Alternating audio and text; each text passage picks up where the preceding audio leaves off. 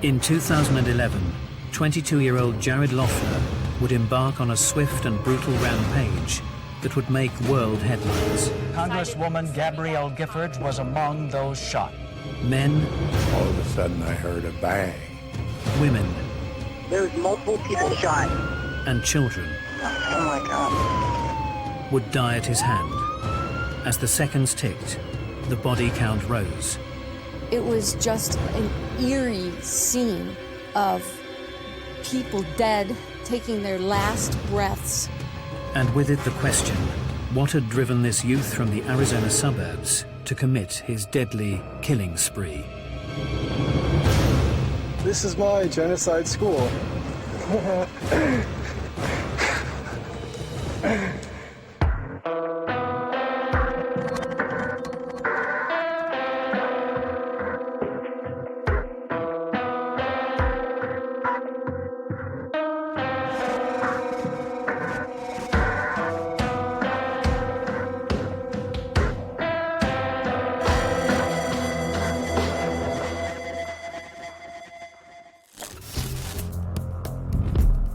January 2011, Tucson, Arizona.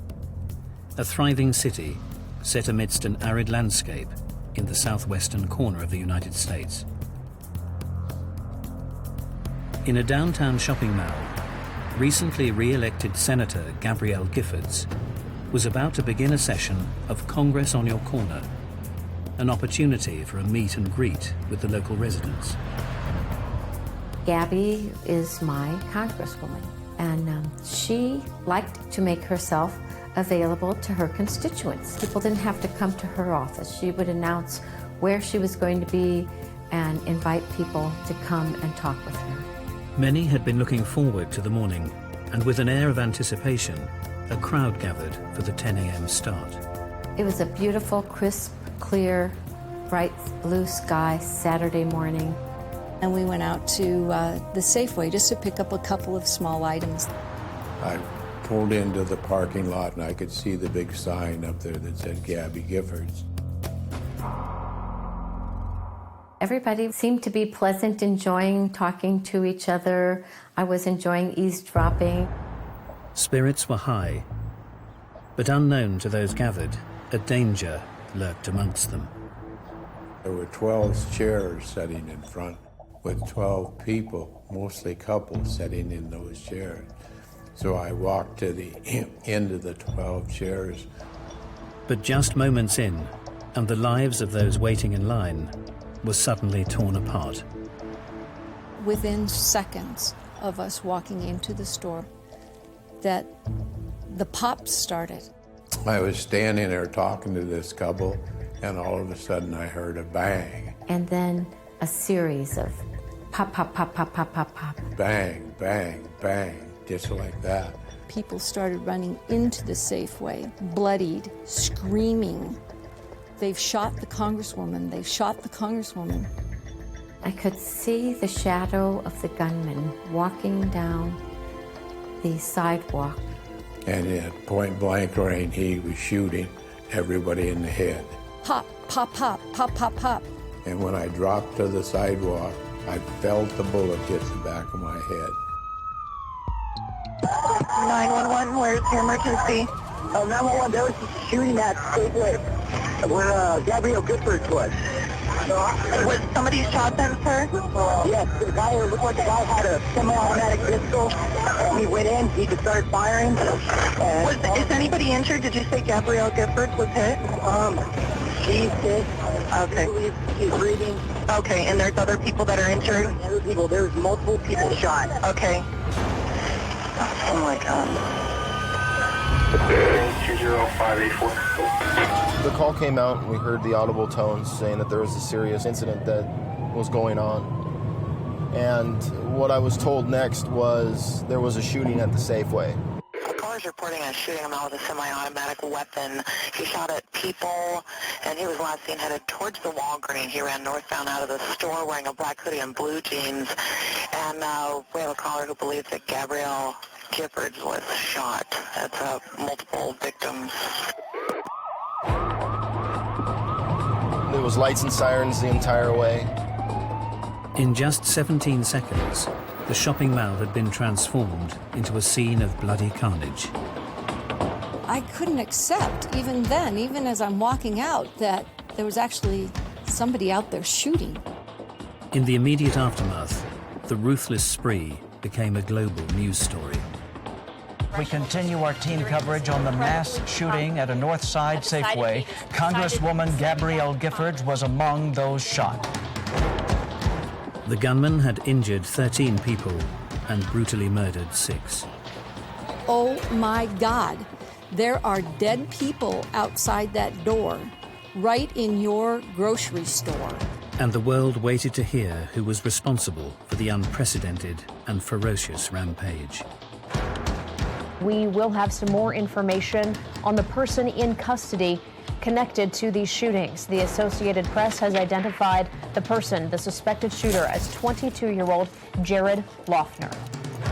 But what had driven the young man from a peaceful Tucson suburb to turn his gun on his fellow residents and commit such a frenzied killing spree? 10:10 a.m., Saturday the 8th of January, 2011. Tucson, Arizona has just been rocked by the actions of one young man, 22-year-old Jared Lee Loughner. All of a sudden I heard a bang. They've shot the Congresswoman. They've shot the Congresswoman. In a killing spree lasting just 17 seconds, Loughner had managed to end the lives of 6 people and wounded 13 more, including the critical shooting of Gabrielle Giffords. The Congresswoman appeared to have been his main target.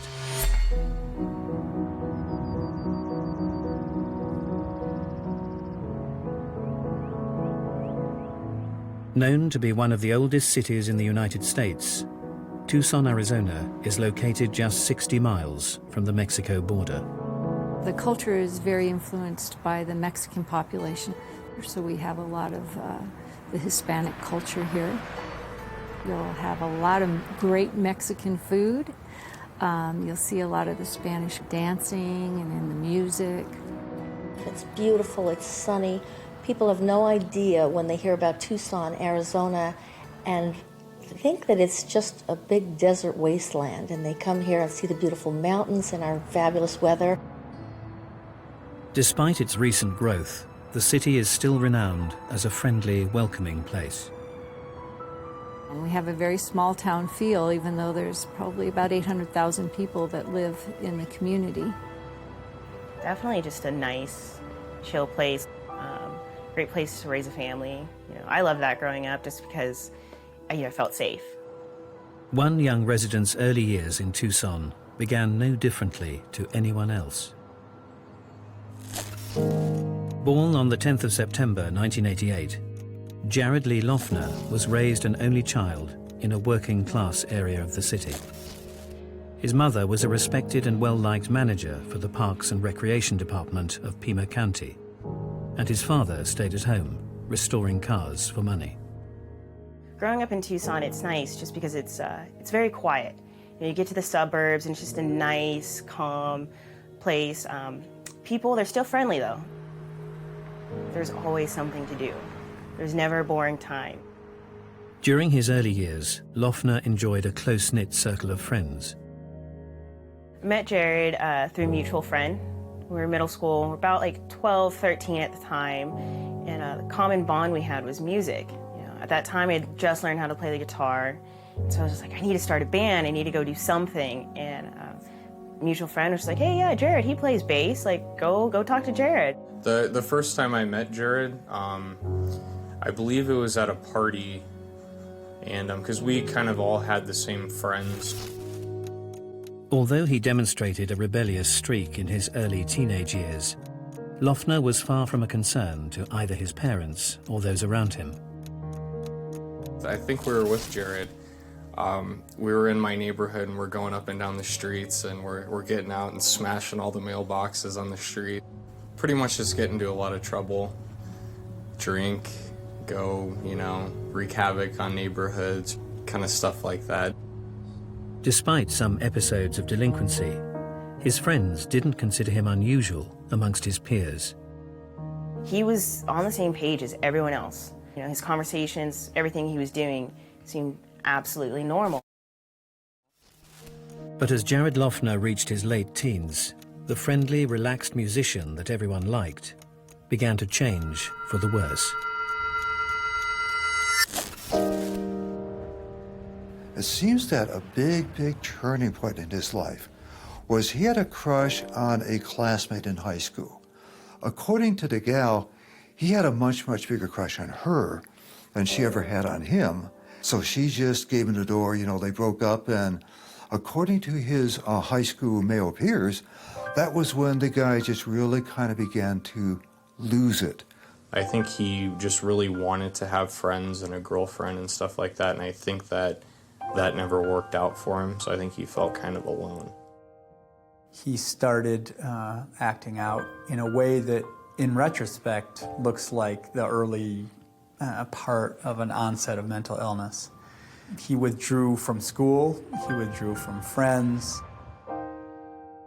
As an increasingly isolated teenager, Loughner eventually dropped out of high school in 2006. His slow retreat into a private world went relatively unnoticed.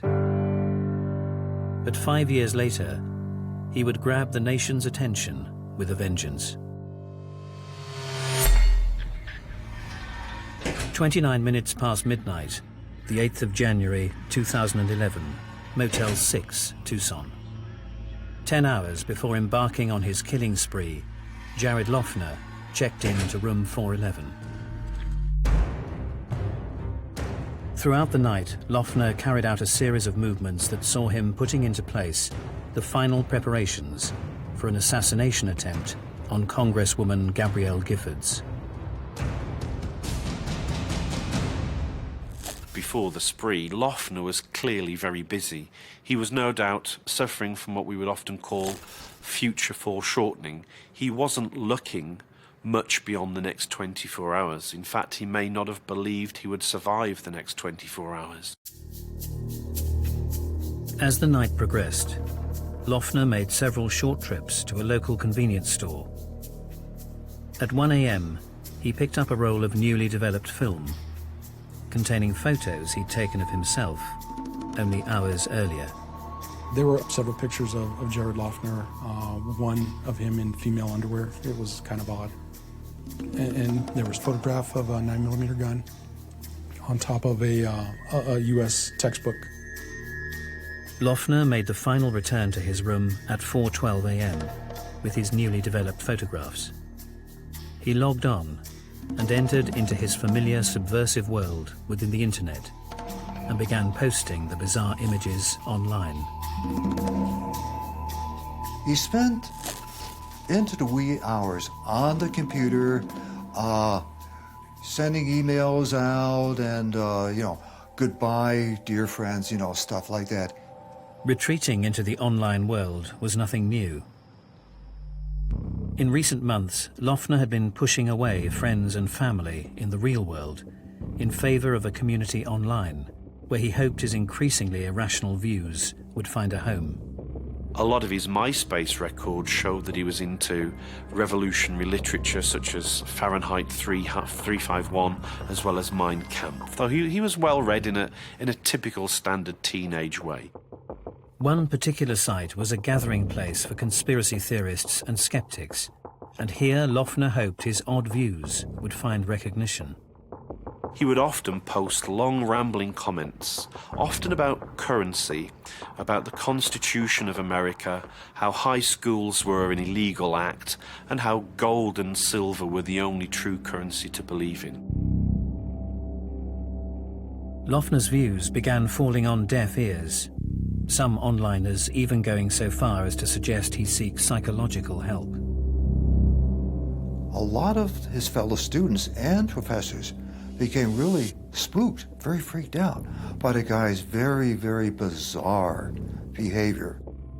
He seemed kind of irrational, very irritated, almost demanding certain things, just not calm anymore, almost, just the total opposite. He was changing big time. He had a very, very bizarre temper, and I think he was starting to do drugs with the guys he was hanging out with at that time. He didn't really seem, you know, always to be like happy-go-lucky or anything. He seemed like he kind of had like a dark side to him, or maybe a sadness.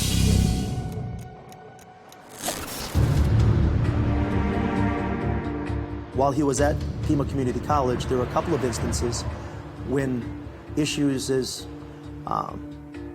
difficult to talk about as abortion or war would come up. And at the most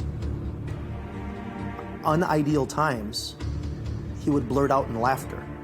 One of his female classmates was talking about her very, very traumatic experience having an abortion. And Loughner came up with this remark like, "Oh my God, you're a baby killer." And of course, people in the classroom would take exception to that and then would ask him what his problem was. What are you doing? Are you trying to make a mockery of what we're saying? And he would just always respond in kind by laughing and just saying, "You're all idiots, you're all illiterate. You don't know anything that's going on here." Some of the students were very, very spooked by his behavior. In fact, one of the gals who was in her 50s and she had been a mental health technician, she took a seat by the door and she emailed one of her friends saying, you know, "I just have a strong guts feeling that someday this guy's going to come into class with a gun and start shooting, and I just want you to know I'll be the first one out the door." We're examining the torture of students. The final straw for college authorities came when Loughner posted a disturbing video online. This is my genocide school, where I'm going to be homeless because of the school. The Pima Community College police discovered a video he had made. He took a handheld camera and he walked around the campus of Pima Community College, and he basically talked about it being the biggest waste of money in American education. This is Pima Community College, one of the biggest scams in America. We're like, this is from Jared? Like, what? Like, this is creepy. It's just, it did not seem like anything, it didn't seem like any of his interests that he was previously aligned with. Here's the best part, the bookstore. The bookstore, the bookstore, the bookstore. It is so illegal to sell this book under the Constitution. We are also censored by our freedom of speech. It was a rambling, psychotic video that set off alarm bells in the Pima Community College Police Department. If the student is unable to locate the external universe, then the student is unable to locate the internal universe. Where is all my subjects? I could say something sound right now, but I don't feel like it. Finally, the authorities at Pima College had a meeting with Loughner and his parents and said, you know, enough is enough. We're kicking you out of college.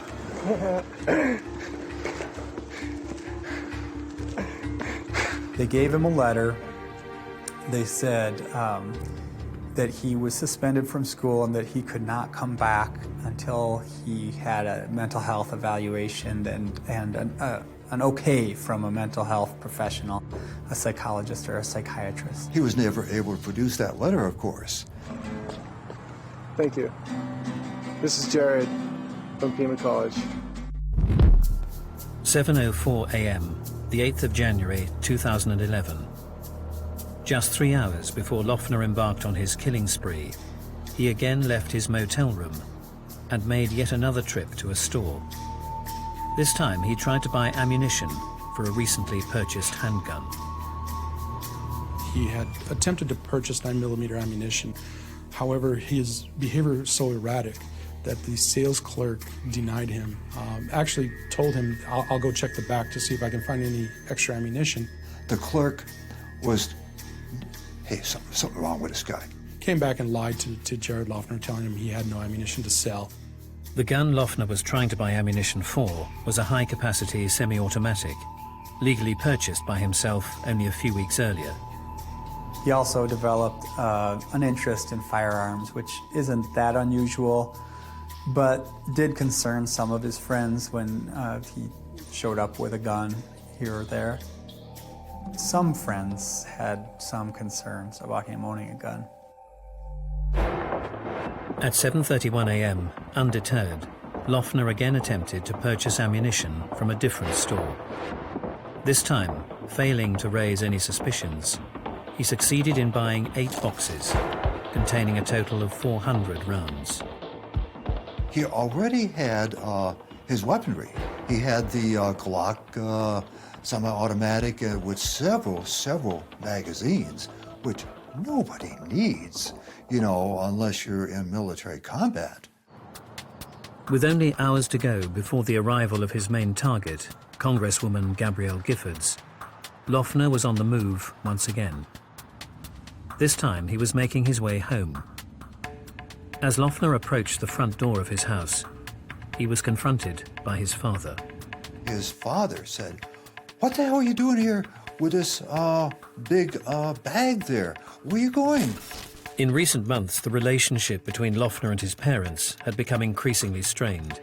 His parents had actually disabled his vehicle and at one point taken away his shotgun just because they feared that Jared might be doing something or might consider doing something that wouldn't be safe for him or anyone else. Both Randy and Amy Loughner were clearly concerned about their son's behavior. They tried to talk to him, and they just couldn't make any headway. But that, too, speaks volumes. It speaks to his parents being concerned just about Jared's state of mind. They had no idea what he was about to embark upon, but they knew that their son was battling something, and he was certainly confused, to say the very least. Outside the front of the home, a standoff between father and son continued. But his dad was evidently very spooked to the point where he prohibited him to go back and use the car. Grabbing a black bag from the boot of the car, Loughner turned and fled from his home. The guy ran several blocks away, calls for a cab on his cell, so a cab comes down to pick him up. At around 10:10 a.m. on Saturday, the 8th of January, 2011, one of America's oldest cities was devastated by a brutal killing spree carried out by 22-year-old Jared Lee Loughner. Just 1 hour earlier, Tucson, Arizona, and the sun-drenched morning appeared to be as any other for the local residents. It was a beautiful Saturday morning, early January. It's a time of year that people who live in southern Arizona cherish because it's usually 70 degrees or so. It's sunny. It's a beautiful day to be outside. It was an absolutely normal day for me. It was a relaxed Saturday. I didn't have to work. I was going to do some grocery shopping, go visit my mother. Sunny, warm, just a glorious day, and my husband and I went out on a walk. I had woken up fairly early that day, was just, cleaning, doing various things, and I had gone to the gym. January 8th was a day off for me. It was a Saturday, and I was at home with my family and enjoying the time that I had to be with my wife and my daughters. For these residents, their lives were about to become unintentionally entwined with the arrival of Senator Gabrielle Giffords. What was supposed to be happening at the Safeway that day was what's called a Congress on Your Corner, and it's a program that Congresswoman Giffords had installed in which she would meet on occasion with her constituents. There were telephone calls made out to the constituents the previous day informing them of the event, and it was just an opportunity for her to interact with the people of Tucson and get a feel for what some of the items or some of the political issues they had on their mind. I got a robocall from Gabby Giffords saying that she was going to have a Congress on Your Corner event Saturday, January 8th, and I went to thank her for her hard work that she does for us. Unbeknownst to Gabrielle Giffords and her team, what was supposed to be a very low-key, relaxed gathering had in fact a very real and present threat attached.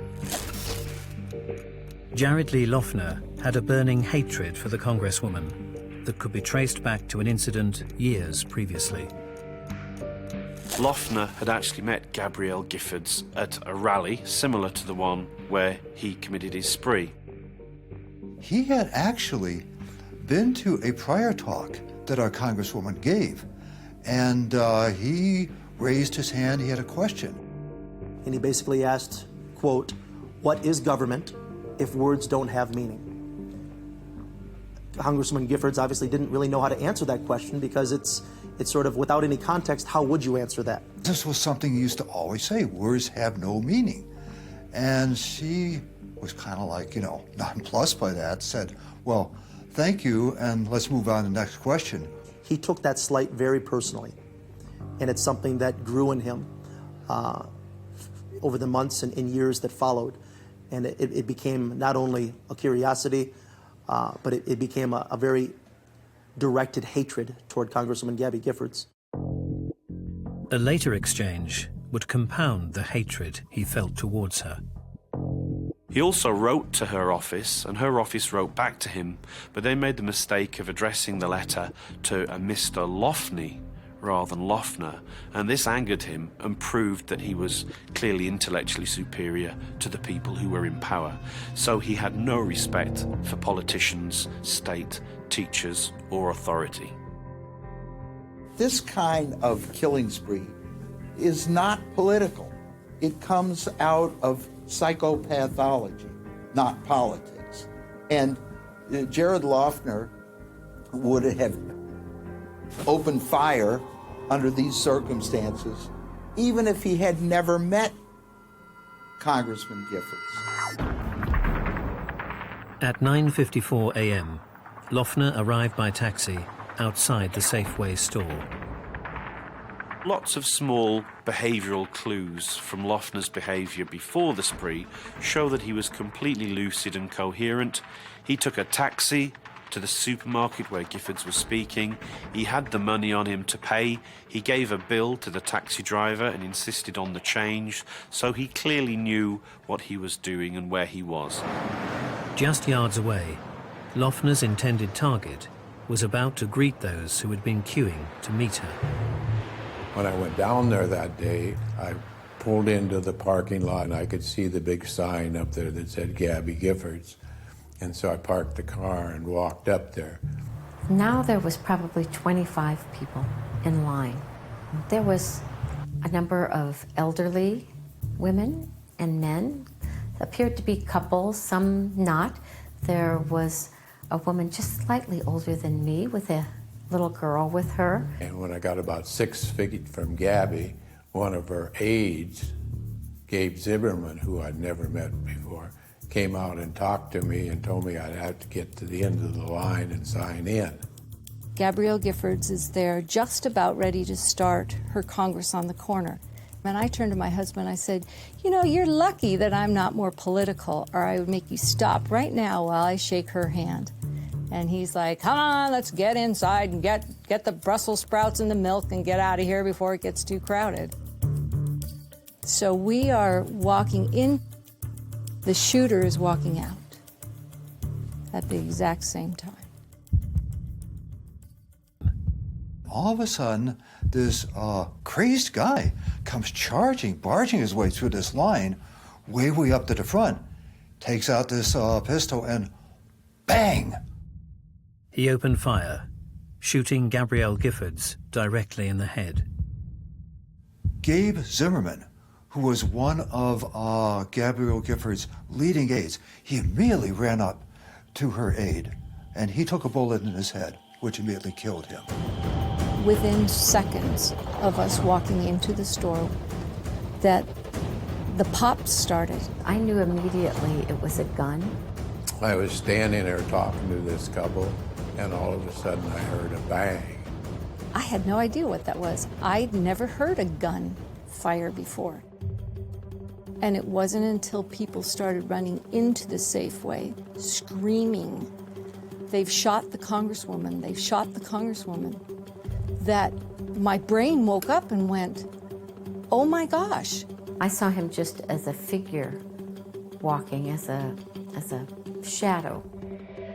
Turning to his left, facing the queuing line of now shocked attendees, he rapidly opened fire again.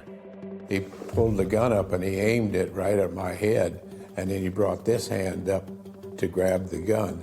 If I ran to the north or ran to the west, I might make myself a target. So I laid down on the sidewalk, hoping that he would not notice me. When he brought this hand up to grab the gun, I dropped to the sidewalk. And when I dropped to the sidewalk, I felt the bullet hit the back of my head. And I went right on down and laid on the sidewalk. As the frenzied attack continued, Loughner turned his gun on the then district director, Ron Barber. Another attendee, Judge John Roll, leapt in between the two in a moment of sheer bravery. John Roll pushed him under the table, jumped on top of him, and took a fatal wound in the back. I walked out, and the first body that I came to was Judge John Roll. I couldn't tell where he was shot. And I kept asking, there were a few people crawling around, where is he shot? Where is he shot? I just started doing CPR. It was futile. I mean, he was just gone. He saved Ron Barber's life, but lost his. After emptying his first magazine, Loughner attempted to reload his gun to continue his spree. In the seconds that followed, a bystander seized the opportunity and picked up the nearest chair, hitting Loughner across the back. And when this person tried to hit him with the folding chair, his left arm flew out, and that gave me a chance to grab his wrist. And I grabbed his left wrist just like this and stuck my foot in front of his feet and hit him just as hard as I could with my right hand. During the struggle that followed, Loughner fell to the ground. I hear, get the gun, get the magazine, and I knelt up, and as I knelt up, I'm right at the small of the back of the shooter. I took my hand and I grabbed that I had his left wrist with, and I slid it right up to his throat like that. Loughner again attempted to grab another fully loaded magazine out of his back pocket. And in his haste, he dropped the magazine, and I was able to grab it before he could pick it up. I told him if he moved, I'd choke him. And he went to roll a little, and I choked him. And he went, ow, ow, ow, ow. In the heat of the moment, with Loughner subdued, one of the victims grabbed his gun. Another man actually took Loughner's gun and pointed it at him and threatened to shoot him. And Bill Badger said, put the gun down and step on it. Right now, put it on the ground and step on it. And so he did. With Loughner unable to escape, police raced to the scene. Requesting additional units. Shall I ask you other frequencies? There are multiple victims. We need a lot more units here. And fire is sending everything they have. As I was heading there, the dispatchers were giving us more information. When the initial call came out and I heard those audible tones, the only information I was given was that there was a shooting, and as I was responding was when the updated information was given. Customers have tackled the suspect. They are holding him down at the Safeway. With the gunman restrained, he was soon in police custody, and news of his identity began to filter out. One of my close girlfriends, she calls me, and I answer, and at this time, I'm like, where are you? What's going on? She's like, I'm at Safeway. And I'm like, okay, well, are you all right? She's like, I don't know what happened. She's like, but it was weird. She's like, I saw this young kid, and he looked familiar, and he had a gun, just point blank shooting people. I remember getting out of the gym, and my phone, I had like 20 missed calls, all these different, text messages. Have you heard? Have you heard? It's Jared. And I was like, was he shot? I know there's gonna be fatalities. Like, was he one of them? She's like, no, dude, he was the person who shot everyone. And I was just beyond shock. But what drove this lifelong resident of Tucson to commit such a devastating rampage? A ruthless spree that shook his local community to the core. At around 10:10 a.m. on the 8th of January 2011, Jared Loughner committed a deadly killing spree in Tucson, Arizona. In just 17 seconds, he emptied a 33-round magazine of its bullets into a waiting crowd. The ruthless attack would ultimately leave 6 dead and 13 wounded. Customers have tackled the suspect. They are holding him down at the Safeway. In an act of heroism, bystanders subdued the shooter, ending the killing spree quickly as it had begun. It was just an eerie scene of people dead, taking their last breaths. There was some cries of panic, nothing loud, and then nothing. 5 minutes after the last bullet was fired, police arrived on the scene, where Loughner was immediately placed in handcuffs and removed from the devastating aftermath of his killing spree. The first thing he said to law enforcement is, I want everyone to know that there was no one else involved. He wanted everyone to know that this was him and him alone. With Loughner safely in custody, people began to take stock of themselves and those around them. Jared Loughner at this time was in the back of the car, of one of the police cars. To be honest, I didn't pay him any mind at that point because we needed to render aid to the victims.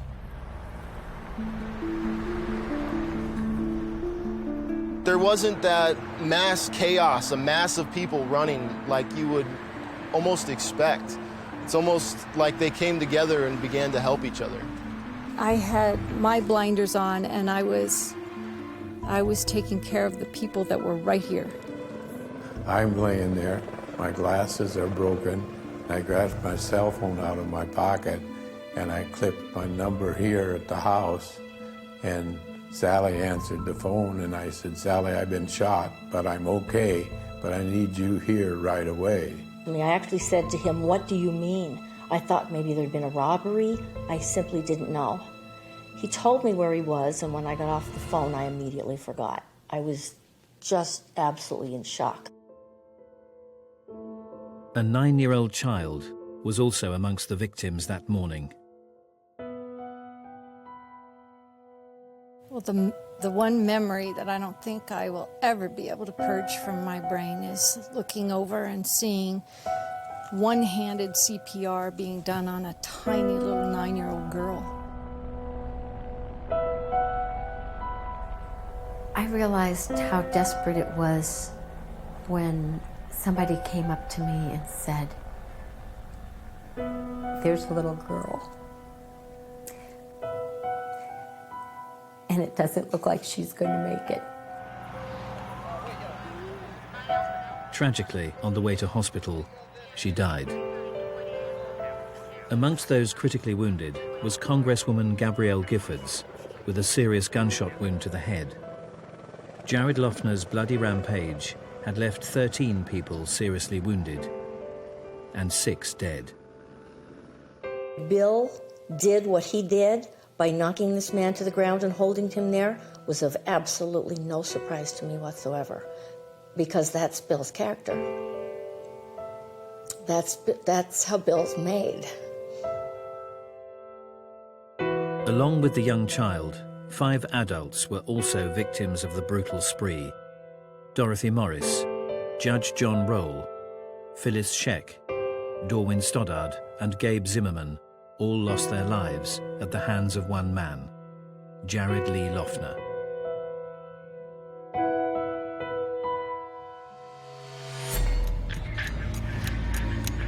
The 9th of March 2011, Arizona Superior Court. Jared Lee Loughner was initially charged on 49 counts. If he was found guilty, he would face the death sentence.